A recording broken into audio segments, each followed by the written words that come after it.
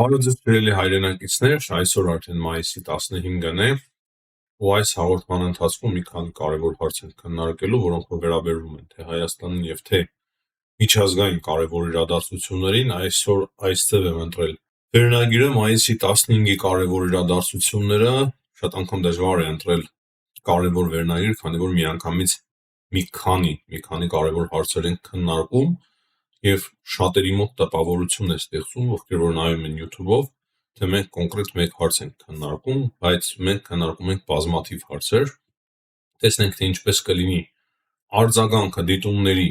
այս ձևի վերնագրի։ Չեմ մոռանաք լայքերի համար եւ սկսում ենք։ Հիշում եք երեկվա մեր հաղորդում մենք խոսում էինք Պիտկոֆի հայտարարության մասին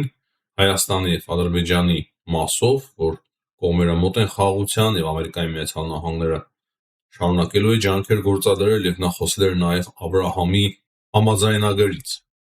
Որն է Աբրահամի համաձայնագիրը, մենք արդեն քննարկել ենք, չնայած կրկին հարցեր կային մեկնաբանության մեջ, թե որն է չենք հասկանում, այսինքն դա հիմնականում համաձայնագիրը արաբական երկրների եւ Իսրայելի միջեւ, բայց դա չի նշանակում, որ միայն արաբական երկրները կարող են միանալ այդ համաձայնագրին, այսինքն այդ համաձայնագրով բազմաթիվ արտոնություններ են ստանում այն երկրները, որոնք որ միանում են այդ համաձայնագրին, լինի դա առևտուր եւ ռազմական տեխնոլոգիաներ եւ այլ տեսակի համագործակցություն, անվտանգություն, այսինքն դա է իրենից ենթադրում Աբրահամի այդ համաձայնագիրը, որը որ առաջ է բերել Դոնալդ Թրամփը 2020-21 թվականներին։ Հիմա տեսնենք թե ինչ է ասում Հայաստանի արտգործնախարարության մամլոխոսնակ Անի Բադալյանը։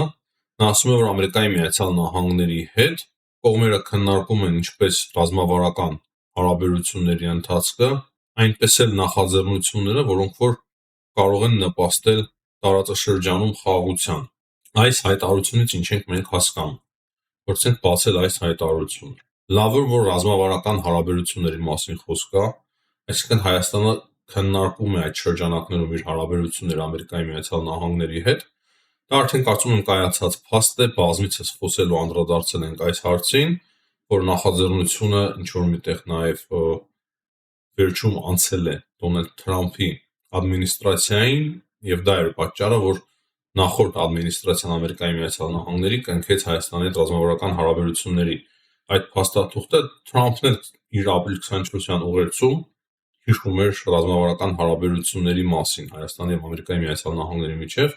Մարկո Ռուբիոն է այդ հարցին անդրադարձել, այսինքն այդ հարցը կարծում եմ քննարկումից դուրս է, իմաստ չունի այդ հարցի վրա նոր ժամանակ ծախսելը։ Լավ է որ Հայաստանի եւ Ամերիկայի Միացյալ Նահանգների միջև շարունակում են քննարկել ռազմավարական հարաբերությունների զարգացում։ Այլ երկրորդ մասով հետաքրքիր է, որ Հայաստան-Ամերիկայի Միացյալ Նահանգների հետ քննարկում են նոր նախաձեռնությունները տարածաշրջանում խաղաղություն հաստատելու առումով։ Նոր նախաձեռնությունները որոնք են։ Հաստատի Անի Բադալյանը հաստատում է ինչ որ միտեղ, ես այդպես եմ համենայն դեպս հասկանում եւ վերլուծում, դուք էլ օգնեք ինձ։ Սիրելի հայրենակիցներ, անպայման գրեք ձեր կարծիքը, բայց այլ կերպ ես չեմ տեսնում այդ հայտարարությունը, որ Աբրահամի այդ համաձայնագիրը եւս հնարավոր է ինչ որ այլ հարցեր եւ նախաձեռնություններ եւս կան, այս պահի դրությամբ քննարկում են Ամերիկայի Միացյալ Նահանգների եւ Հայաստանի միջեւ, հնարավոր է նաեւ Ադրբեջանի հետ եւս նման քննարկումներ կան։ Ավելի շատ փորձենք հասկանալ, հիշենք մայիսի 9-ին, եթե չեմ սխալվում, Արարատ Միրզոյանի արված հայտարարությունը Ադրբեջանի հետ խաղաղության մասով, հիշենք Նիկոլ Փաշինյանի գրառումը այդ նույն օրը, որ պատերազմ չի լինի, խաղաղություն է լինելու տարածաշրջանում, եթե չեմ սխալվում, մի երկու անգամ էլ Ադրբեջանի արտգործնախարարն է արտահայտվել այդ առումով, կրկին ճիշտ է պահանջներ հնչեցնելով Հայաստանից, բայց ասելով, որ քննարկումներ կան Հայաստանի հետ։ Այս ամենից ես կարող եմ միայն ու միայն ենթադրել, նաև Արմեն Գրիգորյանը եւս արտահայտվել էր այս հարցի շուրջ, եւ այս բոլորը եթե մենք իրար ենք միացնում, հստակ կարելի է ենթադրել, որ ինչ որ առաջընթաց կարծես թե կա կողմերի միջև եւ Ամերիկայի Միացյալ Նահանգները այս վերջին քննարկումներում ներկա է, հաստատի այդպես է դուրս գալիս։ Քանի որ մենք քիչ տեղեկություններ ունենք եւ մենք փորձելու ենք մազաիկայի նման շարել այդ puzzle-ը եւ հասկանալ թե ինչ է դուրս գալիս։ Այս պահի դրությամբ կարծես թե դուրս է գալիս այն, որ Ամերիկայի Միացյալ Նահանգները ակտիվ ներգրավում են հայ-ադրբեջանական կոնֆլիկտի կարգավորման գործընթացի մեջ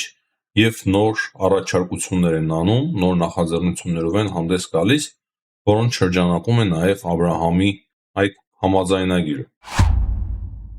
Անցնենք հաջորդ կարևոր հարցերի քննարկմանը։ Տեղեկություն ստացվեց, որ Նիկոլ Փաշինյանը մեկնում է Ալբանիա մասնակցելու Եվրոպական համայնքների 6-րդ գագաթնաժողովին, այնտեղ նախատեսված են նաև երկկողմ հանդիպումներ, իրոք շատ հետաքրքիր է, թե ինչ հանդիպումներ, ինչ քննարկումներ տեղի կունենան այնտեղ, հաշվի առնելով այն, որ Նիկոլ Փաշինյանը մասնակցել էր մայիսի 9-ի այդ շքերթին, կարելի է ասել, որ միանգամից կերևա թե ինչ ձևի տեղի կունենան այդ հանդիպումները, դեմքի արտահայտություններից, հայտարարություններից, երկկողմ հանդիպումներից մենք շատ բան ենք հասկանալու, թե այդ այցից հետո ինչ է փոխվել։ Սա շատ կարևոր է, այս մասին մենք անպայման կխոսենք, երբ որ տեսնենք այդ գագաթնաժողովի արդյունքները։ Ինչ վերաբերվում է մնացած կարևոր հարցերից մեկին, դա այն է, որ Արարատ Միրզոյանը երեկ հանդիպել է Եվրամիության դիվանագիտության ղեկավար Կայա Կալասի հետ, քննարկել են Հայաստան-Եվրամիություն գործընկերության խորացման տեսլականը ու հեռանկարները։ Նկարներից եւ տեսանյութերից հանդիպումը ընդհանուր առմամբ վատ չէր, բայց միայն դրանով բնականաբար մենք չենք կարող տատել։ Իմ մոտ պատկերացում է ստացվում, ձևավորվում, որ այնուամենայնիվ Եվրամիությունը փորձում է աշխատանք տանել Հայաստանի հետ, շատ ջերմ, շատ կառուցողական, տեսնենք թե այդ ամենից ինչ է դուրս գալու, բայց կրկնեմ, Եվրամիությունը դրգոհ է Հայաստանի պահվածքից, ես գրեթե դրանում համոզված եմ։ Եվ մեկ կարևոր ու ուրախացնող լուր, պաշտոնական Բաքուն կոչ է անում Դելիին ուշադիր լինել հայ-ադրբեջանական հարաբերությունների հարցում։ Խոսքը վերաբերվում է հիմա Արմեն Գրիգորյանի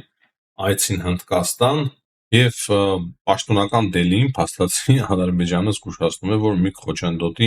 մի խոչընդոտ հանդիսանա հայ-ադրբեջանական կարգավորման գործընթացի մեջ։ Ադրբեջանը բավականին լուրջ ձևով խառնվել է իրար նախ Պակիստանի խայտարակ պարտությունից հետո, որտեղ որ Ադրբեջանը հստակ աջակցեց Պակիստանին եւ նրանից հետո, որ Հայաստանը ճիշտ վարվեց այդ օրերին, մասամբ ճիշտ վարվեց, մի փոքր ավելի ակտիվ էր պետք լինել, ես դրա մասին խոսում էի, եւ հիմա Ադրբեջանում հասկանում են, որ ավելի կարող է խորանան Հայաստանի եւ Հնդկաստանի միջև հարաբերությունները, դրանից բավականին լուրջ ձևով իրար են խառնվել եւ ահա այդպիսի ինչ որ անհասկանալի հայտարարություններ են անում։ Սա նշանակում է մեկ բան, որ Հայաստանը շատ ճիշտ ուղու վրա է, ուղղակի մի փոքր պետք է ավելի արագանալ, ավելի համարձակ դառնալ եւ շարունակել այդ ուղին։ Հնդկաստանի մասով նաեւ կարելի ավելացնել այն, որ այդ մի քանի օրերի ընթացքում այդ պատերազմական գործողությունների ժամանակ հնդկական զենքը ընդհանուր առմամբ շատ լավ իրեն ցուցադրեց, շատ բարձր մակարդակի ցուցադրեց, ցավոք Հնդկաստանը ունեցավ մի քանի կարևոր ինքնաթիռների կորուստ, բայց դա թույլ պատրաստվածության պատճառով էր երևի ամենայն հավանականությամբ իրենց օդաչուների, կարծում եմ այդ հարցի վրա իրենք անպայման կաշխատեն, բայց հնդկական զենքը ընդհանուր առմամբ շատ լավ դրսևորեց իրան այդ կարճատև պատերազմում Պակիստանի հետ։ Վերջում մի երկու բառով անդրադառնամ երեք Հայաստանի ազգային ժողովում տեղի ունեցած այդ խայտարակությանը։ Փաստացի ինչ է դուրս գալիս Ռոբերտ Քոչարյանի որդին եւ Ռոբերտ Քոչարյանի ընտանիքը բավականին լուրջ ձևով բողբոքված է, քանի որ հիմա Հայաստանի գլխավոր դատախազությունը սկսել է գործընթաց ապօրինի բռնագրավված գույքի հետ բերման գործընթացը, բավականին մեծ ցուցակ կա, այդ ցուցակը հրապարակել էր Արման Բաբաջանյանը մի եթերում, ես ծանոթացա այդ ցուցակին, փաստացի բազմաթիվ տներ եւ օբյեկտներ անշարժ գույք է ձեռք բերել Ռոբերտ Քոչարյանի ընտանիքը տարբեր մարդկանց անուններով գրանցելով այդ ամենը, բնական է, այդպես էլ պետք է վարվեին, այդպես էլ պետք է անեին եւ հիմա գլխավոր դատախազությունը փորձելու է բռնագրավել այդ ապօրինի ունեցվածքը եւ դա չէր կարող զայրույթ չառաջացնել Ռոբերտ Քոչարյանի ընտանիքի անդամի մոտ, որդու մոտ, եւ դրա համար տեղի ունեցավ այն, ինչ տեղի ունեցավ ազգային ժողովում։ Ասեմ, որ դա ինչ-որ միտեղ ձեռնտու էր նաեւ քաղաքացիական պայմանագրի, նախընտրական գործընթացը Հայաստանում մեկնարկել է եւ այդպիսի շոուները կարծում եմ շատ են լինելու, մենք հաճախակի ենք ականատես լինելու այդպիսի տարբեր շոուների եւ ակցիաների, դրա համար պետք է պատրաստվել, որովհետեւ ճիշտ է քաղաքացիական պայմանագիրը եւ Ռոբերտ Քոչարյանի թեև այդպիսի շոուներ են պատրաստելու, բայց դրանից օգտվելու են նաեւ մեր հակառակորդները, հստակ հիբրիդային պատերազմը ավելի է հիմա դաժան դառնալու Հայաստանի նկատմամբ։ Ես միշտ ասել եմ եւ շարունակելու եմ այդ միտքը ասել, այդ կարծիքին եմ, որ Հայաստանի իշխանությունները պարտվել են նաեւ հիբրիդային պատերազմում,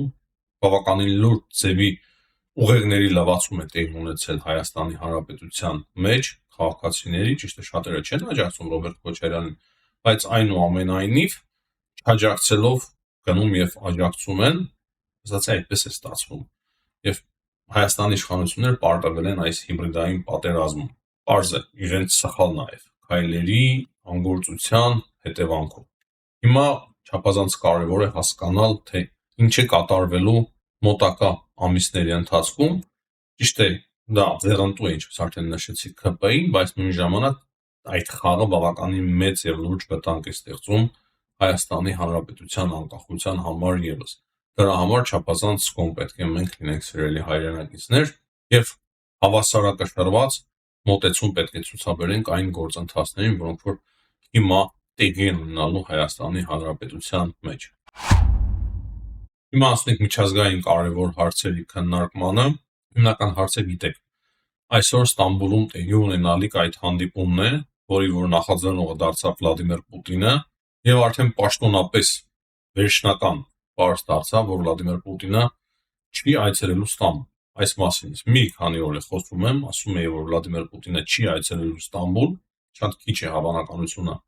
դրա, որ ինքը այցելի Ստամբուլ, բայց երեք էլի ինչ որ տարբեր տեղերից որոշ հույսեր էին փայփայվում եւ մենք էլ այդ մասին խոսեցինք, որ հնարավոր է